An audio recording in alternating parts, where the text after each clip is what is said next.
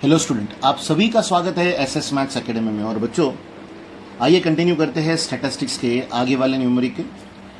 हम जिस टॉपिक को अंडरस्टैंड कर रहे हैं बच्चों, वो है कर्व फिटिंग। आपको दिए गए डेटा के लिए कर्व को फिट करने का काम हमें करना होता है, और जिसे आपने भली भांति अंडरस्टैंड किया है बच्चों प्रीवियस न्यूमेरिकल्स में। ये आपके लिए पहला एक्सपीरियंस बिल्कुल भी नहीं होगा जिसे आप अंडरस्टैंड करने जा रहे हो। बट हाँ, कर्व जरूर नया होगा, इक्वेशन जरूर नया होगा जिसे हम गिवन डेटा के लिए फिट करेंगे। तो बच्चों, ये question number 8 very interesting numerical, इसलिए ध्यान दीजिएगा। क्वेश्चन दिया गया है, fit the curve y is equals to ax plus b by x to दी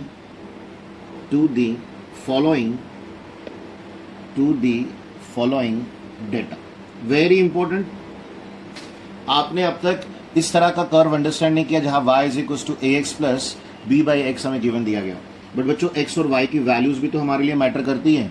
तो x की फर्स्ट वैल्यू है 1, उसके लिए y की वैल्यू है 5.43, देन 2 6.28, देन है 3 8.23, 4 10.32, 5 12.63, 6 14.86, 7 17.27, लास्ट में है 8 19.51। तो ये है बच्चों क्या गिवन डेटा, और उसके लिए जिस कर्व को फिट करना है वो है y is equals to ax plus b by x. I hope कि आप इसे अंडरस्टैंड कर रहे हो और आपके दिमाग में जरूर सोल्यूशन बनना शुरू हो गया होगा, क्योंकि टेबल बनने से पहले तक की सोच करेक्ट होनी चाहिए, उसके बाद थोड़ा बहुत ऊपर नीचे हमेशा ही हमें वैलिड रहता है। तो बच्चों, फिट द कर्व के इस कंसेप्ट के साथ आगे बढ़ेंगे। तो यहां लिखा जाएगा, गिवन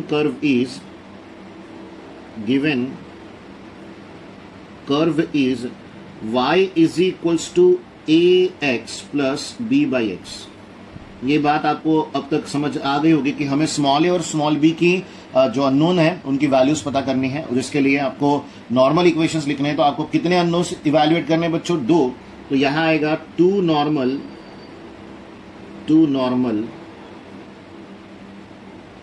इक्वेशंस आर।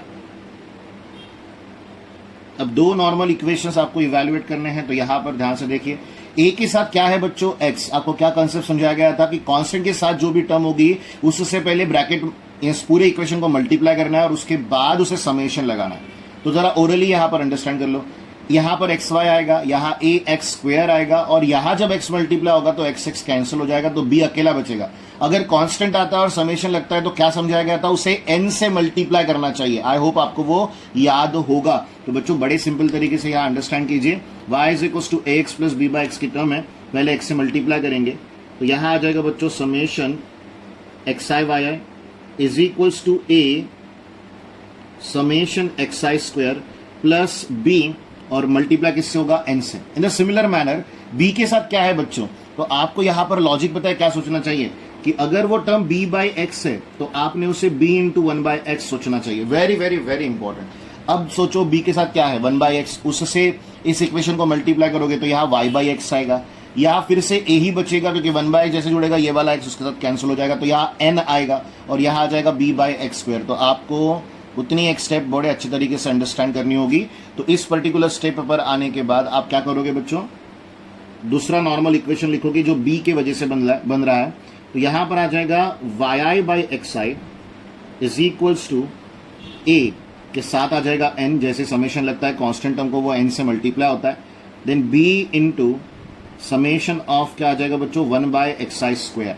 तो ये है आपके दोनों नॉर्मल इक्वेशन जिन्हें हमने रट्टाफिकेशन से बिल्कुल भी सॉल्व नहीं किया, लॉजिक्स अंडरस्टैंड कर लिए हैं।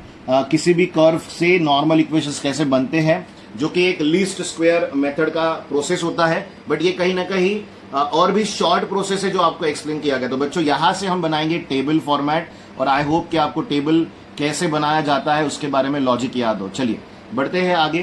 टेबल फॉर्म बनाएंगे तो यहां पर x और y आ जाएगा। x की वैल्यूज है 1 2 3 4 5 6 7 8। 1 के लिए फंक्शन वैल्यूज दी गई है 5.43, 6.28, 8.23, 10.32, 12.63, 14.86, 17.23, 19.51। और अब इक्वेशन देखो, यहां पर आपको क्या चाहिए, x इंटू वाई, तो आप सबसे पहले एक्स वाई इवेल्युएट कर लो, फिर एक्स स्क्वेयर है तो आप एक्स स्क्वेयर इवेल्युएट कर लो, फिर वाई बाई एक्स है तो आपको y बाई एक्स इवेल्युएट करना होगा, देन 1 बाई एक्स स्क्वायर। तो एक्स स्क्वायर निकलने के बाद 1 बाई एक्स स्क्वायर निकालना कोई बड़ी बात नहीं होगी। तो ये इवेल्युएशन हमें करने हैं बच्चों अच्छे तरीके से, तो ध्यान दीजिएगा बहुत बहुत बहुत अच्छे से इस इवेल्युएशन को। तो बच्चों ऑब्वियसली हम कैल्सी का यूटिलाइजेशन करेंगे, तो यहाँ पर वैल्यू आ जाएगी 5.43, देन 6.28 इंटू 2, और होप यही करूँगा कि आपको कैल्सी प्रॉपर तरीके से यूटिलाइज करना आता है। देन 3 इंटू 8.23, वैल्यू आ रही है 24.69, देन 4 इंटू 10.32, वैल्यू है 41.28, देन 5 इंटू 12.63, वैल्यू है 63.15। बच्चों नेक्स्ट है 16 इंटू 14.86, सॉरी 16 नहीं, 6 into 14.86, it is 89.16, then 7 into 17.27, value है 120.89, 8 into 19.51, वैल्यू है बच्चों 156.08। तो ये आपका एक्स आई वाई है। अब एक्स स्क्वायर निकालना है, ये तो हम ओरली भी निकाल सकते हैं। 1, 4, 9, 16, 25, 36, 49, 64। डन बच्चों। y बाई एक्स, अब y की वैल्यू को x से डिवाइड करेंगे तो पहला वैल्यू तो 5.43 ही रहेगा, सेकेंड वैल्यू 6.28 डिवाइडेड बाई 2 आएगा, वैल्यू आ रही है 3.14। और चांस मत लीजिएगा ओरल का, रीज़न क्लियर है, हमें एक ही बार में सही आंसर लाना है और कैलकुलेशन मिस्टेक्स हो सकते हैं। आपने प्रीवियस लेक्चर में देखा था मेरी एक वैल्यू इक्वेशन की गलती की वजह से पूरा टेबल कहीं ना कहीं खराब हो गया था, न्यूमेरिकल के आंसर्स में प्रबल क्रिएट हो गए थे, बट फिर भी हमने उसे सही किया। तो यहाँ पर भी उतने ही कॉन्सेंट्रेशन से न्यूमेरिकल सॉल्व करते रहो जितनी की ज़रूरत है, और ओरल के चक्कर में मत पड़िएगा, क्योंकि जब कैल्सी की फैसिलिटी हमारे पास है तो हम ओरल क्यों करें। यहाँ हो गया, देन 12.63 डिवाइडेड बाय आता है बच्चों 5, वैल्यू आ रही है 2.526, देन 14.86 डिवाइडेड बाई 6 आ रहा है 2.4766, देन 17.27 डिवाइडेड बाई 7, वैल्यू है 2.4671, लास्ट में 19.51 डिवाइडेड बाई क्या आ रहा है बच्चों 8, वैल्यू है 2.4387। देन हमें 1 बाई एक्स स्क्वायर चाहिए, तो ऑब्वियस है 1 बाई 1 1 आएगा, देन 1 बाई 4.25 होगा, then 1 by 9 0.1111, then 1 by 16 0.0625, then 1 by 25, कुछ वैल्यूज तो हमें वैसे भी लर्न है बट फिर भी 0.04, then 1 by 36 0.02777, उसके बाद है 1 by 49 0.0204, उसके बाद है 1 बाय 64, सो इट इज 0.0156। अब इम्पॉर्टेंट, हमें कौन कौन से समेशंस की ज़रूरत है, तो एक बार फिर से आ जाओ इक्वेशन पे।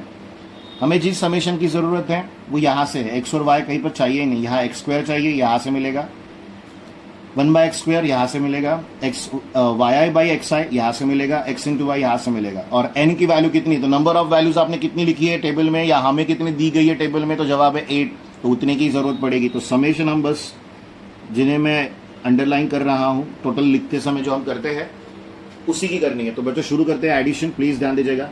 5.43 plus 12.56 plus 24.69 plus 41.28 plus 63.15 plus 89.16 plus 120.89 156.08 is equals to, value आ रही है बच्चों 513.24।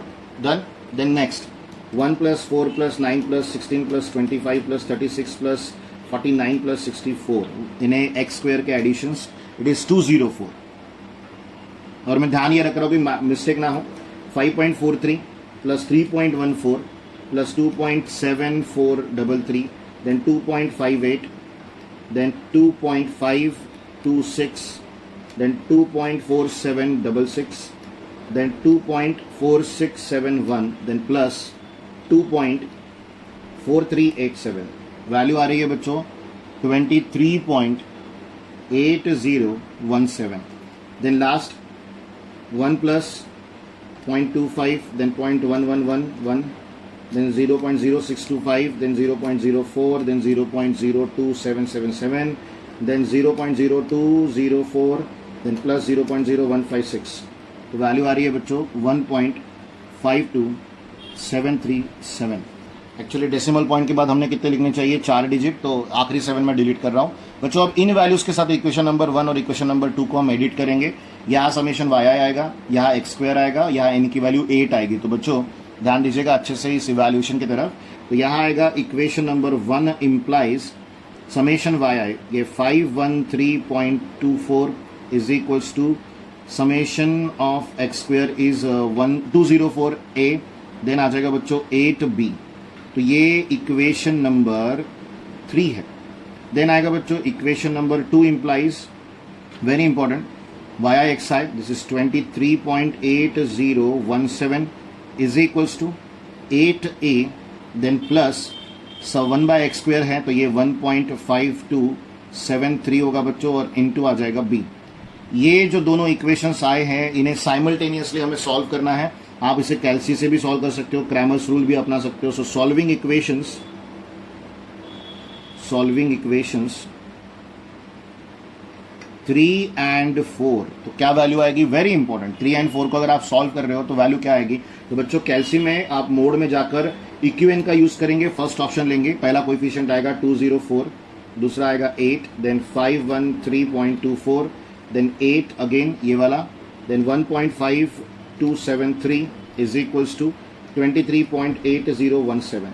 तो वैल्यू आ रही है बच्चों ए की, स्मॉल ए की वैल्यू आ रही है 2.3971 और बी की वैल्यू आ रही है बच्चों 3.0279। तो ए और बी की इन वैल्यूज को इवैल्यूएट करने के बाद हमें क्या करना चाहिए, बड़े ही सिंपल तरीके से आपको याद होगा। अब मैं इसे नए पेज पर नहीं लिखने वाला, यहीं पर कंक्लूड कर देते हैं, तो थोड़ा सा ध्यान रखिएगा।